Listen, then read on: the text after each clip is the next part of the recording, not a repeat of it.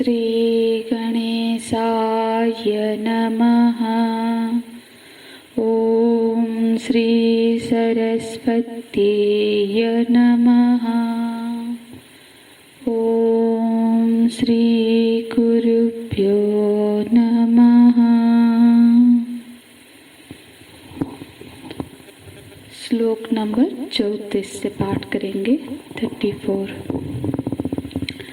आचार्याः पितरः पुत्राः तथैव च पितामहाः मातुलाः स्वसुराः पौत्राः श्यालाः सम्बन्धिनस्तथा एतान् हन्तुमिच्छामि घ्नतोऽपि मधुसूदन अपि त्रैलोक्यराज्यस्य हेतोः किं नु मयि कृते निहत्य धार्तराष्ट्रानः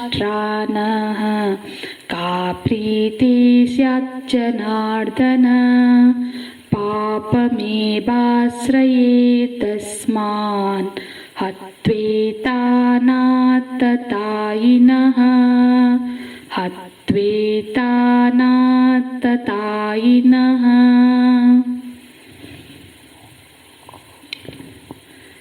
जब अर्जुन जी ने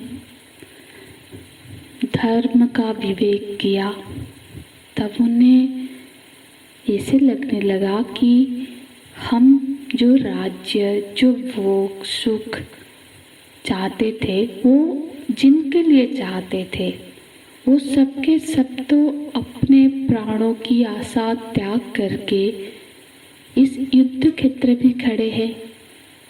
और वो इस श्लोक में बताते वो किन किन के लिए ये राज्य भोग सुख चाहते थे। तो बोलते हैं आचार्याः पितरः पुत्राः पितामहाः। पहले अर्जुन जी नाम लेते हैं आचार्याः, बहुवचन में है।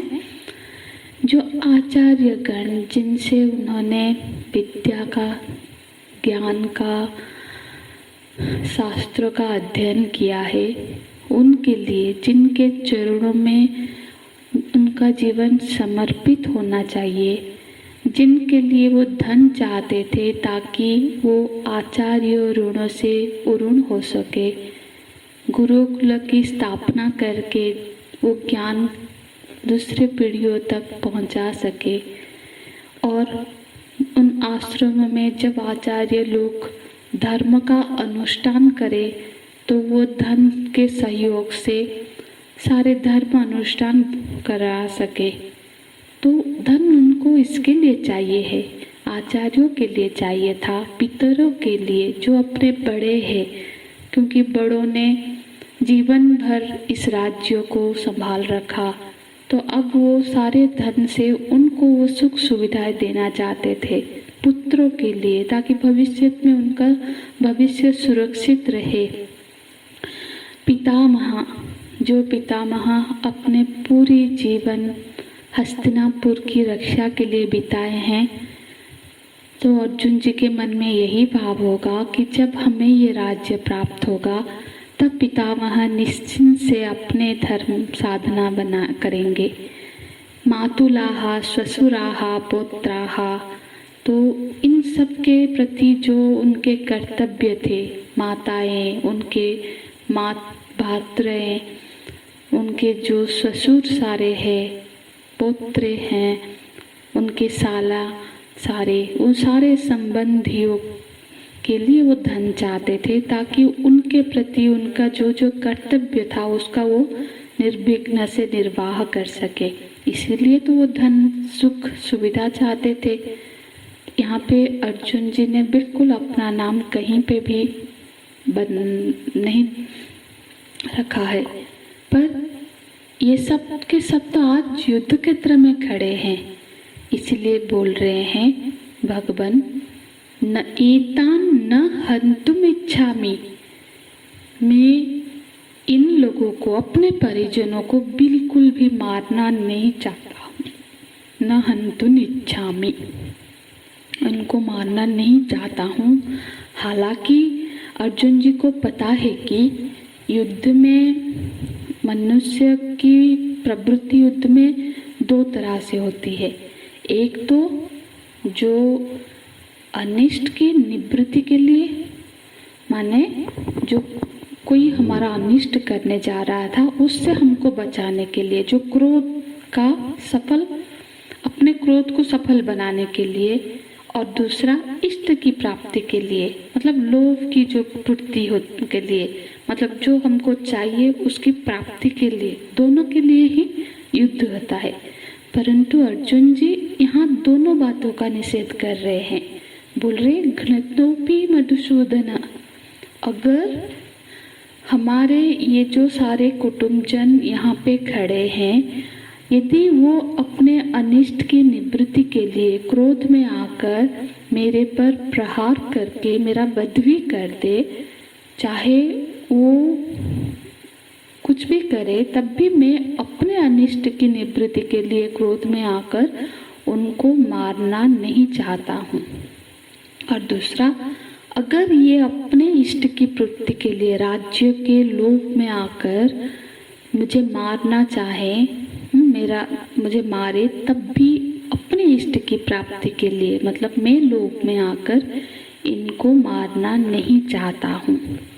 तो बोलते हे मधुसूदन घृतोपि, यहाँ बोलते हैं माने मेरे हत्या हो जाए पर मुझे ये स्वीकार है कि मुझे मार दिया जाए, पर मुझे ये स्वीकार नहीं है कि मेरे जीवन की रक्षा के लिए मैं अपने परिजनों को, गुरुजनों को मारूं। मैं उनको एतान न हत्नुम इच्छामि, इनको मारने की मैं बिल्कुल इच्छा नहीं कर रहा हूँ।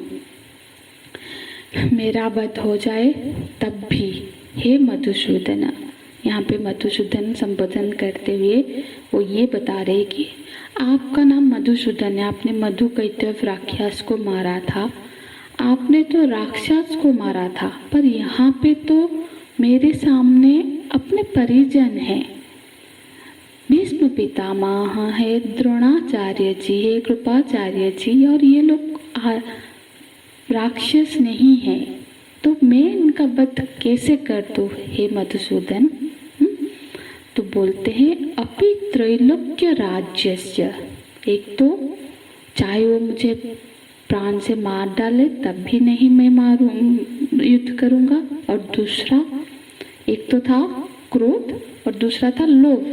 दूसरा बोलते हैं अपि त्रैलोक्य राज्यस्य हतो किं नो मही कृते, यदि मुझे त्रैलोक्य का राज्य भी प्राप्त हो, ये सच है कि हम राज्य के लिए, अपना अधिकार प्राप्त करने के लिए आधा हस्तिनापुर का राज्य चाहते थे, पर हे मधुसूदन अब आधा राज्य तो क्या, यदि अपि त्रैलोक्य राज्यस्य, ये तीनों लोक का सत्ता भी, ये राज्य भी यदि मुझे मिल जाए तब भी मैं अपने परिजनों को नहीं मार सकता। किं नो मही कृते, किं नो मही कृते मतलब ये त्रैलोक्य राज्य के लिए ही नहीं मार सकता, तो ये मही मतलब ये भूमि के लिए, इतने से साम्राज्य के लिए तो क्या मैं युद्ध करूं, इतने साम्राज्य के लिए तो क्या, हस्तिनापुर के लिए तो क्या, यदि पूरे त्रिलोक मुझे मिल जाए तब भी मैं इनका वध नहीं करूंगा मधुसूदन। तो अर्जुन जी की अब मनोवृत्ति ऐसी बन गई है कि वो अब अपने गुरुजनों का, परिजनों का वध करने के बारे में सोच भी नहीं सकते हैं। इसलिए आगे बोलते हैं, आगे के श्लोक में वो ये बता रहे हैं कि आप में कुछ देर के लिए भीष्म पितामह को, गुरु द्रोणाचार्य को भूल भी जाओ, और यदि मैं शकुनी को, दुर्योधन को, और उसके भाई गणों को उनको देखूं, तब भी अब उनके मन में उनके लिए दया भाव उमड़ रहा है। पहले जब भीष्म पितामह को, द्रोणाचार्य को देखे तो उनके मन में तब कृतज्ञता का भाव, उन्होंने जो उनके प्रति अनुग्रह किया है, अनेक अशेष अनुग्रह है उनका उनके जीवन में, वो उनको याद आया। और अब जब उनकी दृष्टि इन सारे लोगों पे जा रही है जिन्होंने उन पर अनेक तरह से अत्याचार किया है, तब उनको उनके प्रति दया आ रही है।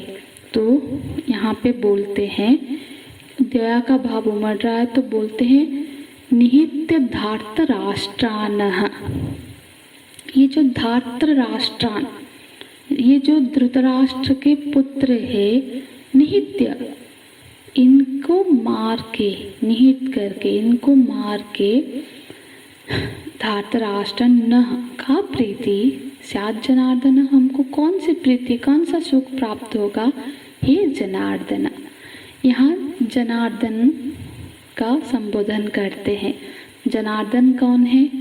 ना, जनयति जगत इति जना, जना मतलब माया अविद्या, जना ताम आदयत इति जनार्दनः, मतलब जो जगत जननी माया है, अविद्या स्वरूपिणी जो माया है, उसके जो पर्दे को हटाने वाले हैं वो जनार्दन है।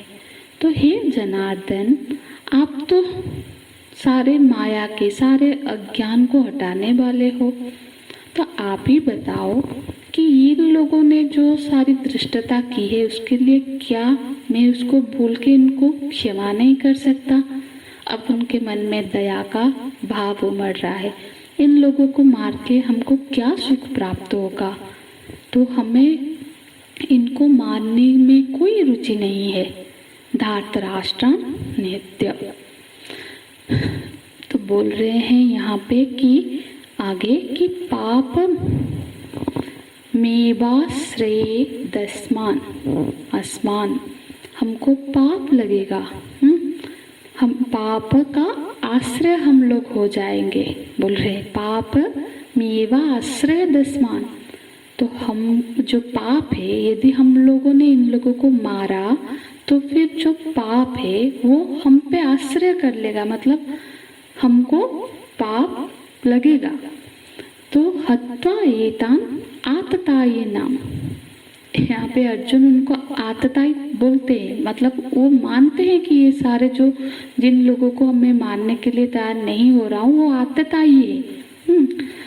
देखो शास्त्र में तो हालांकि आतताई को मारने में पाप नहीं होता है ऐसा वर्णन है, पर अर्जुन जी बोल रहे हैं कि हमको पाप लगेगा। मनुस्मृति में यही बताया गया है कि 6 प्रकार का आतताई किनको बोलते हैं, तो 6 प्रकार के आतताई का वहाँ वर्णन है कि जो जला खेतों को, मतलब जहाँ शस्य पैदा हुआ है उस खेतों को जो जला देते हैं, जो किसी का घर जला देते हैं, जो बच्चे को, छोटे बच्चे को अगवा कर लेते हैं, उनको अपहरण कर लेते हैं, जो स्त्री का हरण करते हैं उसका बसरेआम अपमान करते हैं, जो किसी को विष पिलाते हैं, जो किसी से छल पूर्वक राज्य या जमीन छीन लेते हैं, ये सारे वहाँ पर नहीं, इन सबको आतताई कहा जाता है और इनकी हत्या से किसी को कोई पाप नहीं लगता है। तो पर यहाँ पे अर्जुन जी बोलते हैं, हालांकि धृतराष्ट्र के ये जो पुत्रों में ये सारे चीज़ों लक्षण है, उन्होंने भीम जी जब छोटे थे उनको विष पिला के विष का लड्डू खिला दिए थे और उनको गंगा जी में डाल दिया था, तो हत्या की, मतलब विष भी पिलाया, हत्या का भी प्रयास किया, लाक्षागृह में आग लगा के उनको मारने का प्रयास किया और धृत क्रीड़ा में छल पूर्वक उनका राज्य हर लिया, द्रौपदी का सरे आम उन्होंने अपमान किया। तो हर वो चीज जो आतताई कहा जाए वो सब उन्होंने किया है, तो उनका वध कभी पाप के श्रेणी में आना नहीं चाहिए। पर यहाँ पे अर्जुन जी शास्त्र का वो हिस्सा बताते हैं जहाँ पे ये वर्णन है कि यदि कोई अपने अपने कुटुंब का जो नाश करता है, विनाश का कारण बनता है, तो उसको पाप लगता है। तो इसीलिए भले ही ये जो आतताई है, आतताई होने के बावजूद ये हमारे कुटुंब है, इसीलिए इनके नाश से, इनके वध से हमको पाप लगेगा। ऐसा अर्जुन जी यहाँ पे बता रहे हैं कि मैं इनकी हत्या कैसे कर दूँ, जबकि ये लोग हमारे परिजन हैं। और आगे के श्लोक में अर्जुन जी मानो कि अपना निष्पत्ति, अपना निर्णय बता रहे हैं, तो वो हम कल की कक्षा में देखेंगे। हरि ओम तत्सत। ओम पूर्णमदः पूर्णमिदात् पूर्णात् पूर्णमुदच्यते पूर्णस्य पूर्णमादाय पूर्णमेवावशिष्यते। ओम शांति शांति शांति। हरि ओम। श्री गुरुभ्यो नमः। हरि